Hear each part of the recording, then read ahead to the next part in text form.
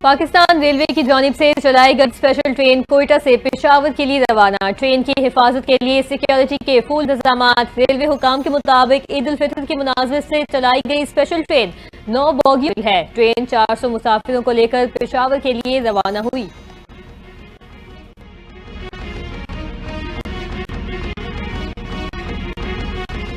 ٹی20 کے بعد one day series کا بھی مایوس کن آغاز۔ شاہینوں کو پہلے میچ میں شکست، پاکستان کو 73 رنز سے ہرا دیا۔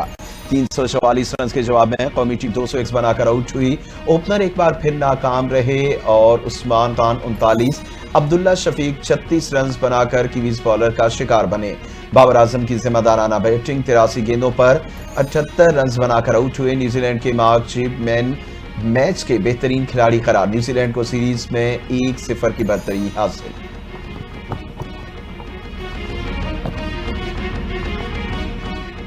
کولنگی کریک میں گیس لائن میں لگنے والی آگ پر تاحال قابو نہ پایا جا سکا۔ فائر ٹینڈر آگ بجھانے میں مصروف۔ فائر بریگیڈ حکام نے آگ کو تیسرے درجے کی آگ قرار دے دیا۔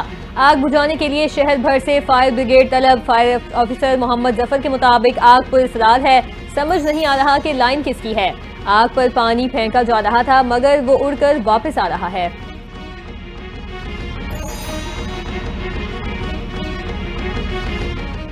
بھارت انسانی حقوق کی خلاف ورزی کرنے والا ملک ہے۔ بھارت اقلیتوں کے حقوق کی حمایت کرنے کی پوزیشن میں نہیں۔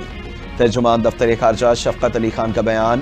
کہا کہ بھارت میں اقلیتوں کو نشانہ بنانے کے واقعات حکومتی ملی بھگت سے ہو رہے ہیں۔ بھارت میں بابری مسجد کی شہادت اور اس کی جگہ مندر کی تعمیر اقلیتوں کے حقوق کی خلاف ورزی ہے۔ مساجد اور درگاہوں پر حملے معمول بن چکے۔ بھارت کو مسلمانوں سمیت تمام اقلیتوں کے تحفظ کو یقینی بنانا چاہیے۔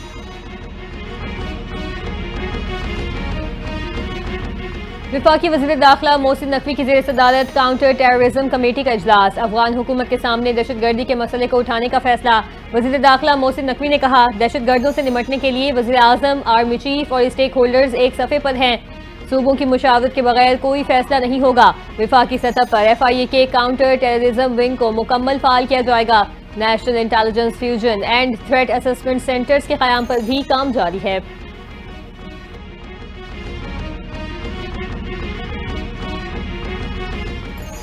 وزیر اعلیٰ پنجاب کا عوام دوست اقدام، عید پر زائد کرایہ وصول کرنے کے خلاف ریڈ ڈاؤن کیا جائے گا۔ مریم نواز کا تمام اضلاع میں مقررہ کرایوں پر عمل درآمد یقینی بنانے کا حکم۔ وزیر اعلیٰ نے ڈپٹی کمشنرز کو زیادہ کرایہ روکنے کے لیے سخت مانیٹرنگ کا حکم دیا۔ بس اسٹینڈز پر کرایہ نامہ آویزہ کرنے کی ہدایت۔ کہا، عید پر مسافروں کے استحصال کی اجازت نہیں دی جائے گی۔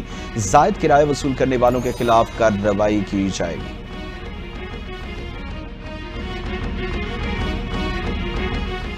سندھ کی زمین سوکھ رہی ہے، پانی سمندر میں جا کر ضائع ہو رہا ہے۔ وزیر اعلیٰ سندھ سید مراد علی شاہ کی نیوز کانفرنس۔ کہا، پنجاب حکومت بغیر منصوبہ بندی کے 6 نہروں کی تجویز لے آئی۔ جنوری میں پنجاب حکومت نے پرپوزل بنایا۔ پرپوزل میں چولستان کو آباد کرنے کا ذکر تھا۔ 17 جنوری 2024 کو معاملہ عرصہ کے پاس گیا اور اپروول ہوئی۔ دریائے سندھ میں پانی کی کمی ہوئی۔ محکمہ آبپاشی نے پانی کی کمی پر رپورٹ بنائی۔ دریاؤں پر رکاوٹیں بننے سے پانی کی قلت ہوئی۔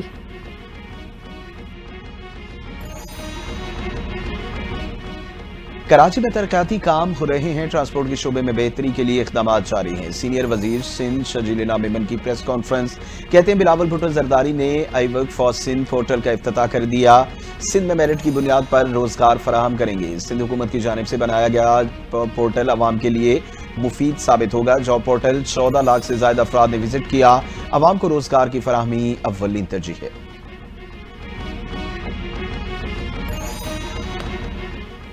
عالمی مارکیٹ میں پیٹرولیم مصنوعات کی قیمتوں میں بڑی کمی۔ حکومت عوام کو بڑا ریلیف دینے میں ناکام۔ وفاقی حکومت کا پیٹرول کی قیمت میں 1 روپے کی معمولی کمی کا اعلان۔ نئی قیمت 254 روپے 63 پیسے فی لیٹر ہو گئی۔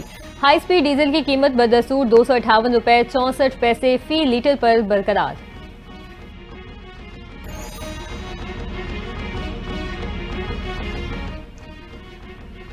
وزیر اعلیٰ خیبر پختونخوا علی امین گنڈا پور کا صدر مملکت آصف علی زرداری کو خط۔ آبادی کے لیے ملنے والے NFC ایوارڈ میں حصہ نہ ملنے کا شکوہ۔ خط میں لکھا کہ 2018 میں سابقہ قبائلی اضلاع کو خیبر پختونخوا میں ضم کیا گیا۔ صوبے کی آبادی میں 57 لاکھ افراد کا اضافہ ہوا، لیکن ابھی تک آبادی کے لیے NFC ایوارڈ میں حصہ نہیں مل رہا۔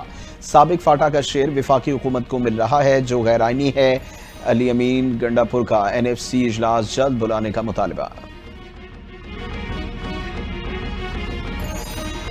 امید ہے صدر مملکت وزیر اعلیٰ KP کے خط کا مثبت جواب دیں گے۔ اگر وفاقی حکومت امن و امان کے مسئلے پر واقعی ہی سنجیدہ ہے تو NFC اجلاس جلد بلائے۔ مرشد اطلاعات Khyber Pakhtunkhwa barrister doctor safe کا بیان، کہا امن و امان کا قیام صرف سنجیدہ اقدامات سے ممکن ہے۔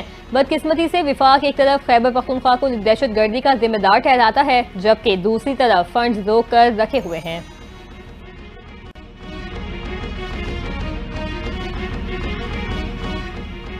تحریک انصاف اور JUI میں خلیج، علی امین گنڈاپور کی پیدا کردہ نہیں، بانی PTI اور مولانا فضل الرحمان کے بیانات سے خلیج پیدا ہوئی۔ رکن قومی اسمبلی شیر افضل مروت کا انکشاف، کہتے ہیں مولانا فضل الرحمان کیوں ایسے اتحاد کا حصہ بنیں گے جس سے فائدہ PTI کا ہو؟ لگتا ہے علی امین گنڈاپور کے گرد گھیرا تنگ کیا جا رہا ہے۔ دہشت گردی کا خاتمہ وفاق اور صوبے کی مشترکہ ذمہ داری ہے۔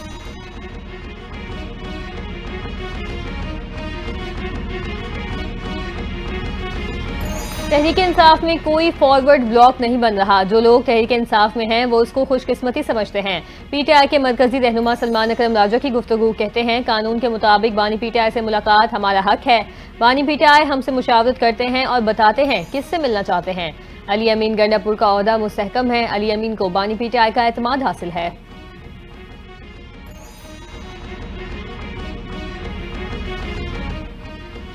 بانی PTI کو اپنی اصلاح کرنی چاہیے۔ ان کا دور حکومت اچھا نہیں تھا۔ پنجاب میں بزدار حکومت کرپٹ ترین حکومت رہی۔ سربراہ عوام پاکستان پارٹی شاہد خاقان عباسی کی میڈیا سے گفتگو، کہا خیبر پختونخوا میں 12 سال سے کرپٹ ترین حکومت چل رہی ہے۔ وفاق میں PTI نے 4 سال میں 1 پیسے کا کام نہیں کیا۔ حکومت کے معیشت سنبھالنے کا دعوے کو غلط قرار دیتے ہوئے کہا کہ پاکستانی معیشت کی گروتھ آج بھی منفی ہے، قرضے لینا کوئی کامیابی نہیں۔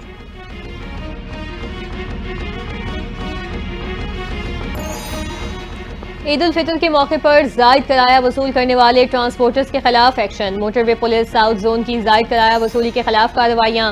بس مالکان کو 8 لاکھ روپے سے زائد کے جرمانے عائد۔ DIG موٹر وے پولیس کہتے ہیں اب تک 9 لاکھ روپے سے زائد مسافروں کو واپس کیے جا چکے ہیں۔ زائد کرایہ وصول کرنے والی کمپنیوں کے روٹ پرمٹ منسوخ کیے جا رہے ہیں۔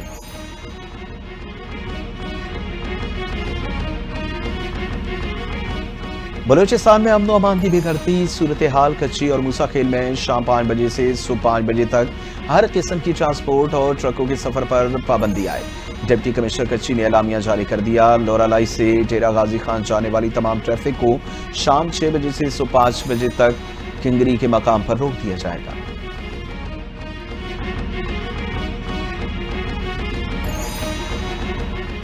چیئرمین PCB محسن نقوی کا پاکستان ویمن ٹیم کے کیمپ کا دورہ۔ ICC ورلڈ کپ کوالیفائر کے لیے تیاریوں سے اپڈیٹس لیں۔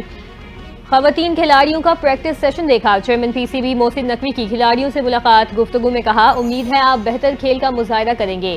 کوالیفائر میں فائٹنگ اسپرٹ کے ساتھ کھیلیں گی۔ میدان میں ٹیم ورک کا مظاہرہ کرنے والے کھلاڑی ناکام نہیں ہوتے۔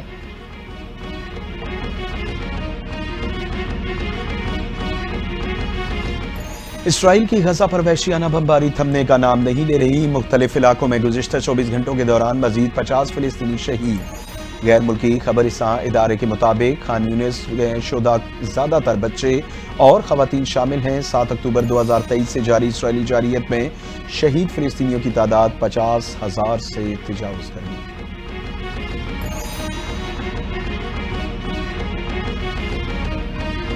میانمار اور تھائی لینڈ میں زلزلے نے تباہی مچا دی۔ ہلاک افراد کی تعداد 1000 سے تجاوز کر گئی۔ 2000 سے زائد زخمی۔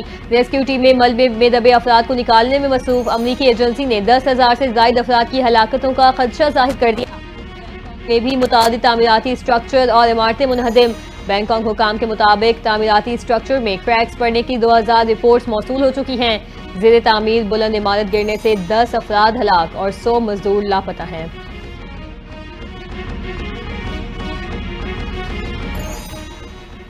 امریکی صدر ڈونلڈ ٹرمپ کو جھٹکا۔ نیو یارک کی عدالت نے وائس آف امریکہ کی بندش کے فیصلے کو عارضی طور پر معطل کر دیا۔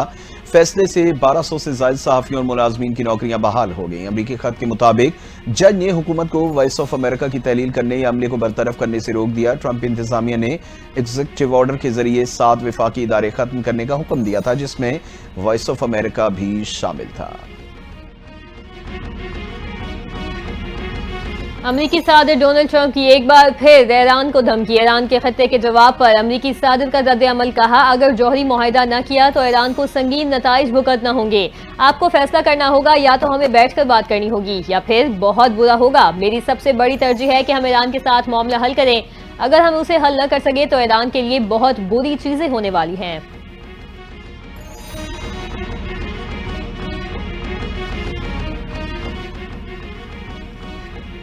साबिक Pakistani fast bowler Umar Gul Bangladesh cricket team के बॉलिंग कोच के लिए मजबूत उम्मीदवार। ऑस्ट्रेलिया के साबिक फास्ट बॉलर शॉन टेड भी दौड़ में शामिल। जरा के मुताबिक पीसीबी मौजूदा कोच आंद्रे एडम्स की कारकर्दगी पर मुतमईन नहीं।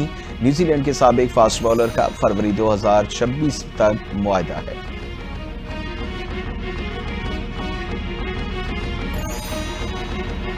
और ईद के दिनों में शहर कायद का मौसम गर्म और खुश्क रहने की पेशगोई। कराची में 4 अप्रैल से दर्जा हरारत में मजीद इजाफे का इम्कान। महकमा मौसमियात के मुताबिक ज्यादा से ज्यादा दर्जा हरारत 35 से 37 डिग्री सेंटीग्रेड तक रहने का इम्कान।